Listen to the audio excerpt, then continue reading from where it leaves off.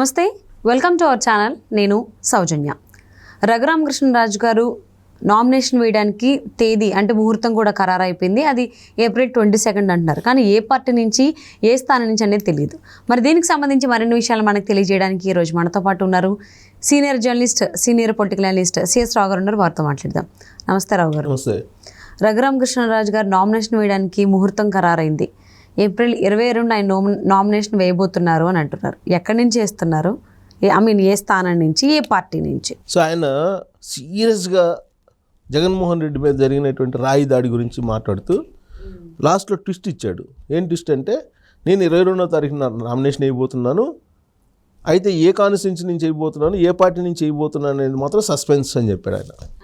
దాంతో మళ్ళీ మనం విశ్లేషణ చేసుకోవడానికి అవకాశం దొరికింది. కారణం ఏంటంటే, రఘురామకృష్ణరాజు వ్యవహారం నిజంగా అది ఋతురాకల సీరియల్ లాగా నడుస్తుంది. ఇది ఆల్రెడీ కూటమికి సంబంధించినటువంటి సీట్ల సర్దుబాటు, సీట్లకు సంబంధించిన షేరింగ్ అన్నీ అయిపోయినాయి, సర్దుబాటు అన్నీ అయిపోయినాయి. రఘురామకృష్ణరాజుకు సంబంధించి ఇప్పటివరకు ఫైనల్ కాలేదు.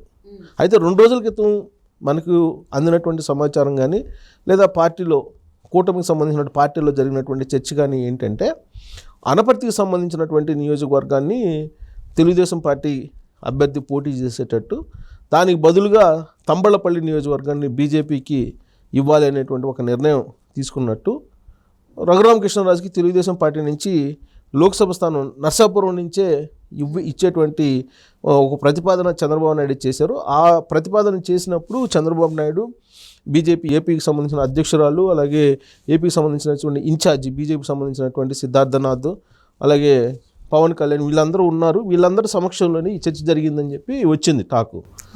సో దాంతో రఘురామకృష్ణరాజు ఏదైతే అనుకున్నారో అదే నెరవేరబోతుంది, చక్రం తిప్పాడు రఘురామకృష్ణరాజు అని చెప్పి అందరూ అనుకున్నారు.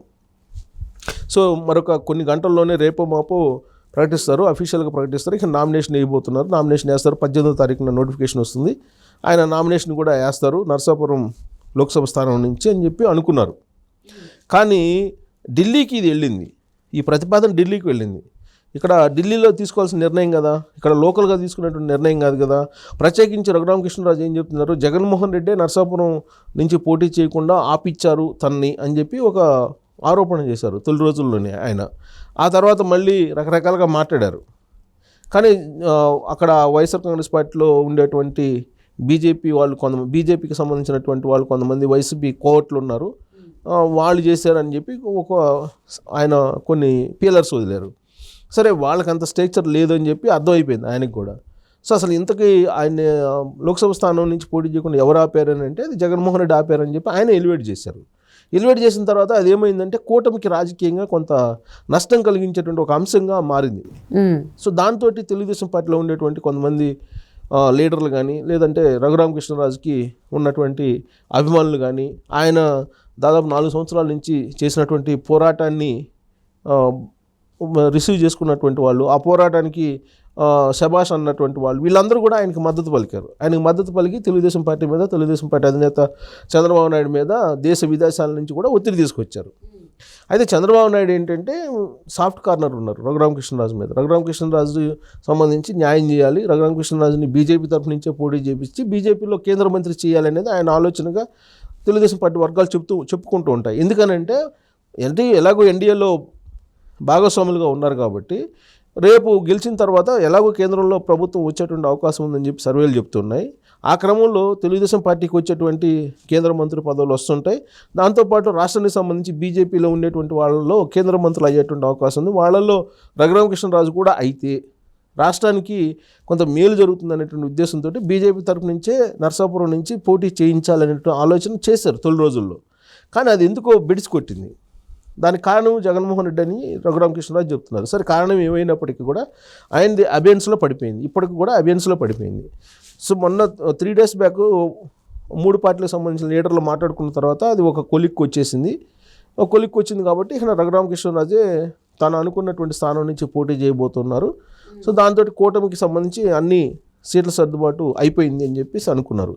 కానీ ఆయన తాజాగా మాట్లాడుతూ ఆయనే ఉన్నారు, ఇంకా ఇది సస్పెన్స్లోనే ఉంది, నామినేషన్లు ఎక్కడ వేసేది ఇంకా తెలియలేదు, బట్ నామినేషన్ వేయటం అయితే పక్కా 22వ తారీఖు నామినేషన్ అయితే వేస్తున్నా, కానీ ఎక్కడి నుంచి, నర్సాపురం నుంచా, ఉండి నుంచా, లేకపోతే ఇంకో చోట నుంచా అనేది ఇంకా సస్పెన్స్ అనేది చెప్తున్నారు. ఆ క్రమంలో అసలు ఆయనకి మళ్ళా ఎలాంటి అవకాశం లభించే ఛాన్సెస్ ఉన్నాయి అనేది కూడా ఒక చర్చ నడుస్తుంది. దాంట్లో ఒక చర్చ ఏంటంటే ఇప్పుడు అనపర్తిలో ఇప్పుడు బీజేపీకి సంబంధించిన అభ్యర్థి పోటీ చేస్తున్నారు, పోటీలో ఉన్నారు. అక్కడ గెలిచే అవకాశం లేదు అనపర్తి. సో కాబట్టి అక్కడ తెలుగుదేశం పార్టీకి ఇచ్చి అక్కడ నిలమల్లి రామకృష్ణారెడ్డి ఉన్నాడు. రెడ్డి సామాజిక వర్గం బలంగా ఉంటుంది అక్కడ. ఖచ్చితంగా రెడ్డి సామాజిక వర్గానికి ఇస్తేనే ఆ సీటు గెలిచే అవకాశం ఉంది, అసెంబ్లీ సీటు. కాబట్టి అక్కడ తెలుగుదేశం పార్టీకి అసెంబ్లీ ఇచ్చేస్తే దాని బదులుగా తమ్మలపల్లి, ఉమ్మడి చిత్తూరు జిల్లా తమ్మలపల్లి ఇచ్చేస్తే తమ్మలపల్లి నుంచి బీజేపీ క్యాండిడేట్ని పెట్టుకొని రెడీ కావచ్చు ఎలక్షన్స్కి అని చెప్పి అనుకున్నారు. ఇలాంటి సమయంలోనే మళ్ళీ ఇంకొక ప్రతిపాదన వచ్చింది. ఏంటి, మాకు ఇప్పుడు ఒకవేళ టీడీపీకి లోక్సభ ఇచ్చేస్తే నర్సాపురం, అప్పుడు 6 కాస్త 5 అవుతాయి కదా బీజేపీకి లోక్సభ స్థానాలు. కాదు మాకు 6 కావాలి అని చెప్పేసి కొంతమంది ప్రస్తావించిన సందర్భంలో చంద్రబాబు నాయుడు ఇంకొక ప్రతిపాదన కూడా వాళ్ళకి ఇచ్చినట్టు తెలుస్తుంది. ఏంటంటే, సరే లోక్సభ స్థానమే కావాలనుకుంటే కనుక నర్సాపురం తెలుగుదేశం పార్టీకి ఇచ్చేసి తెలుగుదేశం పార్టీ తరఫు నుంచి రఘురామకృష్ణరాజు పోటీ చేపిస్తాం, దాని బదులుగా కడప తీసుకున్నామంటే కడప బీజేపీకి ఇచ్చేస్తాం, కడప లోక్సభ స్థానాన్ని అని చెప్పి ఇంకొక ప్రతిపాదన చేసినట్టు కూడా వినిపిస్తూ ఉంది. సో ఇవన్నీ జరుగుతున్నాయి.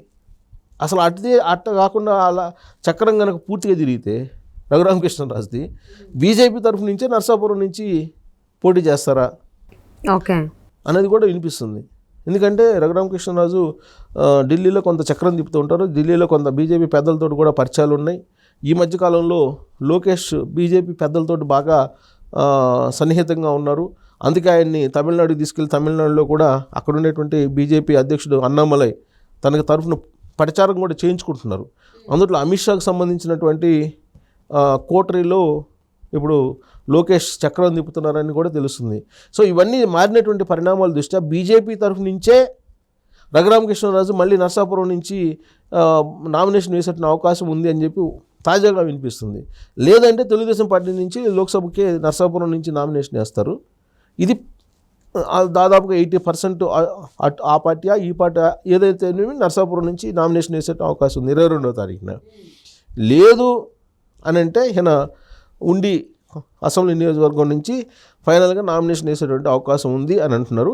బట్ అక్కడ కొద్దిగా డిస్టర్బెన్స్ ఉంది. ఉండి నుంచి కనుక నామినేషన్ వేస్తే అక్కడ పోటీ చేసినటువంటి రామరాజు నేను ఇండిపెండెంట్గా వేస్తానని చెప్తున్నాడు రెబల్గా. సో కాబట్టి అక్కడ డిస్టర్బెన్స్ ఉంది. కాబట్టి ఈ డిస్టర్బెన్స్ అంతా లేకుండా బీజేపీయే అంగీకరించి చంద్రబాబు నాయుడు ఇచ్చినటువంటి ప్రతిపాదనకు ఒప్పుకునే అవకాశం ఉంది అని చెప్పి తెలుస్తుంది. సో అల్టిమేట్గా ఏంటంటే అటు లోక్సభ కానీ ఇటు అసెంబ్లీ కానీ నర్సాపురం నుంచి ఆయన నామినేషన్ వేస్తారు అనేది ఆయన అభిమానుల్లో ఉన్నటువంటి ఒక బలమైనటువంటి విశ్వాసం. అది చివరి నిమిషంలో ఏమవుతుందనేది చూడాలి. ఇప్పటికైతే రఘురామకృష్ణరాజు కూడా కొంత పాజిటివ్గా ఉన్నట్టు మనకు తెలుస్తుంది. అంటే 22వ తారీఖున అది ఏంటి అనేది ఫైనల్ కాబోతుంది. సో అప్పటి వరకు ఈయనైతే సస్పెన్స్లో పెట్టారు. ఈ సస్పెన్స్ అయితే కొనసాగుతుంది. సో 22వ తారీఖు నామినేషన్ వేస్తానని చెప్పడం జరిగింది రఘురామకృష్ణరాజు. ఆ లోపే మనకి ఏ పార్టీ నుంచి ఏ స్థానం నుంచి అని చెప్తారా, లేకపోతే నామినేషన్ వేసి వచ్చాక చెప్తారా నేను చూద్దామండి. Thank you so much Sesharao గారు. Thank you.